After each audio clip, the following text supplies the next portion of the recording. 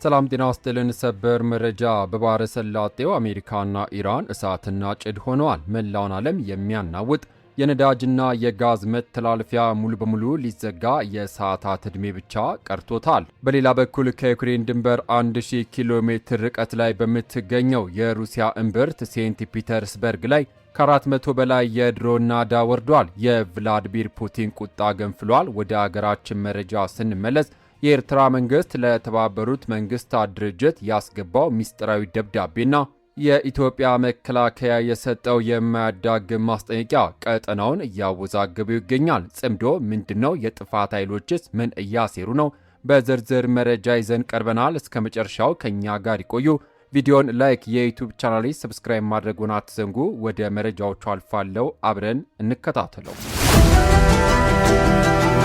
በቅድሚያም ክቡራትና ክቡራን አድማጮች፣ በባህረ ሰላጤው አካባቢ ነገሮች እጅግ እየተካረሩ መጥተዋል። በአሜሪካና በኢራን መካከል የተፈጠረውን ቀጥተኛ ወታደራዊ ፍጥጫ ተከትሎ የኢራን እስላማዊ አብዮታዊ ዘብ መላውን ዓለም የሚያስደነግጥ ከባድ ማስጠንቀቂያ ሰጥቷል።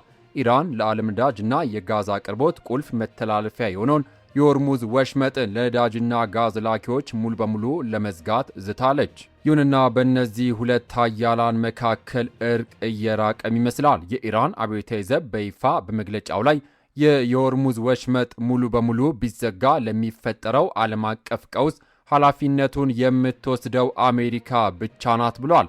አሜሪካ በነካችው እሳት ራሷ እንደምትቃጠልና እኩይ ድርጊቷን ካልገታች ለሚመጣው መዘዝ ተጠያቂ እንደምትሆንም አስታውቋል። ይህን ተከትሎ በሰማይና በምድር ላይ የተለዋወጡ ጥቃቶች ነገሩ በዛቻ ብቻ አላበቃም። በተግባርም መሬት ላይ ወይም ይልቁንም ባህርና ሰማይ ላይ ከባድ ወታደራዊ እርምጃዎች ተከስተዋል። የአሜሪካ አየር መከላከያ እርምጃ። የአሜሪካ ጦር ማዕከላዊ እዝ እንዳስታወቀው የኢራን ጦር ወደ ሆርሙዝ ወሽመጥ ያበረራቸውን 4 ዘመናዊ ድሮኖች ወይም ደግሞ ሰው አልባ አውሮፕላኖችን በአየር ላይ መጥቶ ጥሏቸዋል። የአሜሪካ የምድር ጥቃት አሜሪካ እዛው ሳታበቃ ጎራክና ቃሻም በተባሉ ስልታዊ ደሴቶች ላይ በሚገኙት የኢራን የባህር ዳርቻ ጥበቃ ማዕከላት ላይ ጠንካራ ጥቃትን ፈጽማለች። ይሁን እንጂ ኢራንም ጥቃቱን በዝምታ አላለፈችውም። ወዲያውኑ ነበር የአጸፋ እርምጃውን የወሰደችው። የኢራን የሚሳኤል ናዳ ኢራን በኩዌት በሚገኝ 2 የአሜሪካ ጦር ሰፈሮች ላይ በባለስቲክ ሚሳኤሎችን ያዘነበችም ሲሆን በባህሬን በሚገኘው የአሜሪካ የባህር ኃይል ጦር ሰፈር ላይም ከፍተኛ ጥቃት ማድረሷ ተረጋግጧል። የአካባቢው ሀገራት ድንጋጤና የተቃውሞ ድምፅ። ይህ በሁለቱ ኃያላን መካከል የተቀጣጠለው ግጭት በአካባቢው ሀገራት ላይ ትልቅ ስጋትና ድንጋጤን ፈጥሯል። በተለይም ጥቃት የደረሰባት የባህሬን መንግስት ጉዳዩን በችልታ እንደማይመለከተውም ገልጿል። የባህሬን የውጭ ጉዳይ ሚኒስትር ባወጣው መግለጫ ኢራን በግዛቷ ላይ የፈጸመችው ጥቃት በጽኑም አውግዟል። ይህ በባህሬንና በኩዌት ላይ የተሰነዘረ የሚሳኤል ጥቃት ፍጹም ተቀባይነት የሌለውና ግልጽ ጸብጫሪነት ሲል በከባድ ቃላት ኮንኖታል። የዓለም የኢኮኖሚ የጀርባ አጥንት የሆነው የሆርሙዝ ወሽመጥ የመዘጋት አደጋ ከተጋረጠበት የነዳጅ ዋጋ ጣሪያ እንደሚነካና መላው ዓለም ላይ የኑሮ ውድነት ሊያናውጥ እንደሚችል የኢኮኖሚ ባለሙያዎች እየተነበዩ ይገኛሉ። በመሆኑም ከጦርነት አውድማ ሰላም አይገኝምና ይህ የኃይል ፍጥጫ ወዴት ያመራ ይሆን? ዓለም አቀፉ ማህበረሰብ ፍጥጫውን ለማርገብ ምን አይነት ዲፕሎማሲያዊ ጥረት ያደርጋል የሚለውን አብረን የምናየው ይሆናል። ወደሚቀጥለው ሌላኛው መረጃ አልፋለሁ። በሌላ ዜና የሴንት ፒተርስበርግ አስደንጋጭ ጥቃት። በሩሲያና በዩክሬን መካከል እየተካሄደ ያለው ግጭት ማንም ያልገመተው አዲስ ምዕራፍ ላይ ደርሷል። ሞስኮ በይፋ እንዳመነችው ከሆነ ዩክሬን በሩሲያ ሁለተኛ ታላቅ ከተማ በምትባለው ሴንት ፒተርስበርግ ዙሪያ ያልጠበቀና እጅግ ከፍተኛ ጥቃት ሰንዝራለች።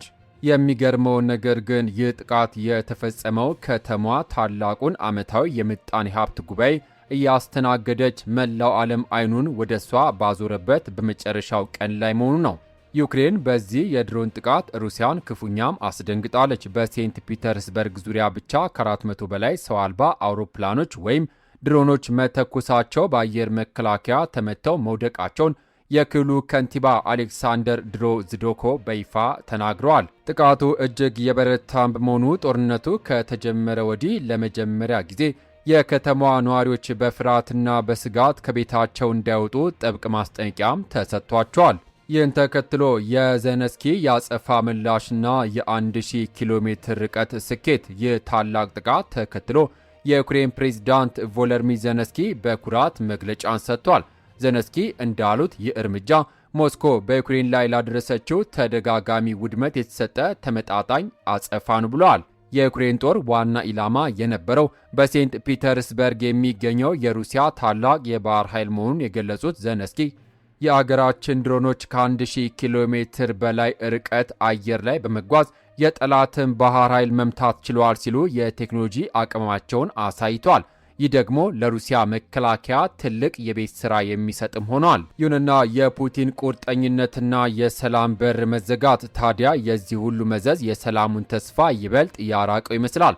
ባለፈው ሳምንት የዩክሬን ፕሬዝዳንት ቮሎዲሚር ዜሌንስኪ ሁለቱ መሪዎች ፊት ለፊት ተገናኝተው የሰላም ውይይት እንዲያደርጉ መጠየቃቸውም ይታወሳል። ነገር ግን የሩሲያው ፕሬዝዳንት ቭላዲሚር ፑቲን አሁን ላይ ከዜሌንስኪ ጋር የመገናኘቱ ምንም አይነት ጥቅምም ሆነ ፋይዳ እንደማይታያቸው በቁጣ ገልጸዋል። ፑቲን የሰላም ንግግሩ ሙሉ በሙሉ ውድቅ ማድረጋቸውን ተከትሎ በሁለቱ ሀገራት መካከል ያለው ፍጥጫ ወደ ከፋ የደም መፋሰስ ደረጃ ሊሸጋገር እንደሚችል ዲፕሎማቶች ስጋታቸውን እየገለጹ ነው። በመጨረሻም ከሀገር ውስጥ መረጃ የደብዳቤው ሚስጥርና የኤርትራ አቋም በአሁኑ ሰዓት በአፍሪካ ቀንድ የፖለቲካ መድረክ ላይ አዲስ የዲፕሎማሲ ፍጥጫም ተከስቷል። የኤርትራ መንግስት ጽምዶ የተሰኘውን አዲስ እንቅስቃሴ አስመልክቶ ለተባበሩት መንግስታት ድርጅት ተመድ ይፋዊ ደብዳቤ አስገብቷል።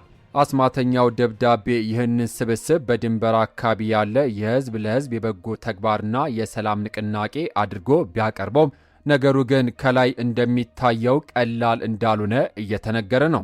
ዓለም አቀፍ ሚዲያዎችና መሬት ላይ ያሉ ተጨባጭ መረጃዎች ሌላ ሚስጥር እያወጡ ነው። እንደ መረጃዎቹ ገለጻ ይህ ስብስብ በበጎ ፈቃድ ስም ይንቀሳቀስ እንጂ ከጀርባው በህወሓትና በሻዕቢያ መካከል የተፈጠረ አዲስ ፖለቲካዊና ወታደራዊ ትብብር መሆኑን ፍንጮች ያሳያሉ።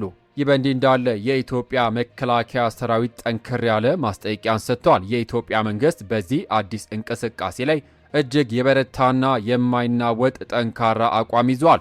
ጉዳዩን ቀጥተኛ የሀገር ደህንነት ጉዳይ በመሆኑ የመከላከያ ሰራዊቱ ከፍተኛ አመራሮች በይፋ ተናግረዋል። የመከላከያ ሰራዊት ከፍተኛ መኮንን የሆኑት ሜጀር ጀነራል ተሾመ ገመቹ ስብስቡን በግልጽ ኢትዮጵያን ለመበጥበጥ ያለምና ጸረ ሉዓላዊነት እንቅስቃሴ ሲሉም ፈርጀውታል። ጀነራሉ አክሎም በአገር ውስጥ ለሚገኙ የውጭ አገር አምባሳደሮችና ወታደራዊ አታሺዎች መንግስት የአገሪቱን ሰላም ለማስከበር ሊወስድ ለሚችለው የማያዳግም እርምጃ አስቀድሞ ጥብቅ ማስጠንቀቂያ እንደተሰጠም ገልጸዋል። ይሁንና መንግስት ለማንኛውም አይነት የሰላም መደፍረስ ዝግጁ መሆኑን አስታውቋል። ውዝግቡን ይበልጥ ያጠናከረው ደግሞ የጠቅላይ ሚኒስትር ጽህፈት ቤት ትናንት ማምሻውን ያወጣው ይፋዊ መግለጫ ነው። ጽህፈት ቤቱ በመግለጫው የአገር ውስጥ የጥፋት ኃይሎች ከባዕዳን አካላት ጋር ጽምዶ የሚል ስውር ቁርኝትን በመፍጠር ሀገራዊ ምርጫን ለማደናቀፍ ትርምስ ለመፍጠር ከፍተኛ የጥፋት ዝግጅት ሲያደርጉ እንደነበር በግልጽ ከሷል። በመሆኑም የሀገርን ሰላም ለማወክ የሚደረግ ማንኛውም አይነት ስብስብ የህዝብን የዲሞክራሲ ጉዞ ሊያደናቀፍ እንደማይገባ በመግለጫው ላይ ተመላክቷል። ይህ ጽምዶ የተሰኘው ንቅናቄ በአፍሪካ ቀንድ ላይ የፈጠረው የፖለቲካ ውጥረት ወዴት ያመራ ይሆን?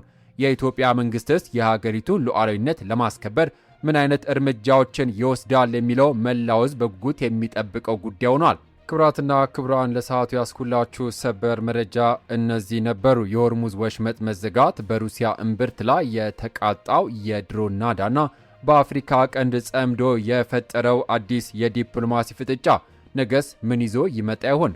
የነገውን እውነታ በጊዜ ሂደት አብረን የምናየው ይሆናል።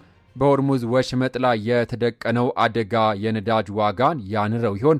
በሀገራችንስ የተደቀኑ የሉዓላዊነት ስጋቶች እንዴት ይፈታሉ? ያላችሁን ሀሳብና አስተያየት በኮሜንት መስጫው ላይ አስፍሩልን። እንደዚህ ያሉ ፈጣን፣ ታማኝና መሰረታዊ ሰበር መረጃዎች ሁልጊዜ